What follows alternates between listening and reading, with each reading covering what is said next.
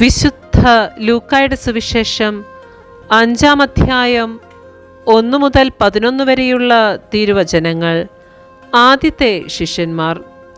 ദൈവവചനം ശ്രവിക്കാൻ ജനങ്ങൾ അവന് ചുറ്റും തിങ്ങിക്കൂടി. അവൻ ഗനേസറത്ത് തടാകത്തിൻ്റെ തീരത്ത് നിൽക്കുകയായിരുന്നു. 2 വള്ളങ്ങൾ കരയോടടുത്ത് കിടക്കുന്നത് അവൻ കണ്ടു. മീൻപിടുത്തക്കാർ അവയിൽ നിന്നിറങ്ങി വല കഴുകുകയായിരുന്നു.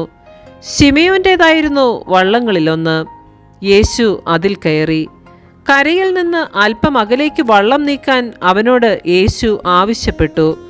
അതിലിരുന്ന് അവൻ ജനങ്ങളെ പഠിപ്പിച്ചു. സംസാരിച്ചു തീർന്നപ്പോൾ അവൻ ശിമയോനോട് പറഞ്ഞു, ആഴത്തിലേക്ക് നീക്കി മീൻ പിടിക്കാൻ വലയിറക്കുക.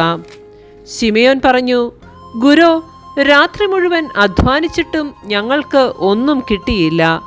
എങ്കിലും നീ പറഞ്ഞതനുസരിച്ച് ഞാൻ വലയിറക്കാം. വലയിറക്കിയപ്പോൾ വളരെയേറെ മത്സ്യങ്ങൾ അവർക്ക് കിട്ടി. അവരുടെ വല കീറിത്തുടങ്ങി. അവർ മറ്റേ വള്ളത്തിലുണ്ടായിരുന്ന കൂട്ടുകാരെ ആംഗ്യം കാണിച്ച് സഹായത്തിന് വിളിച്ചു.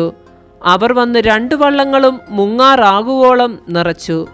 ശിമയോൻ പത്രോസ് ഇത് കണ്ടപ്പോൾ യേശുവിൻ്റെ കാൽക്കൽ വീണ്, കർത്താവേ, എന്നിൽ നിന്ന് അകന്നു പോകണമേ, ഞാൻ പാപിയാണ് എന്ന് പറഞ്ഞു. എന്തെന്നാൽ തങ്ങൾക്ക് കിട്ടിയ മീനിൻ്റെ പെരുപ്പത്തെപ്പറ്റി ശിമയോനും കൂടെ ഉണ്ടായിരുന്നവരും അത്ഭുതപ്പെട്ടു.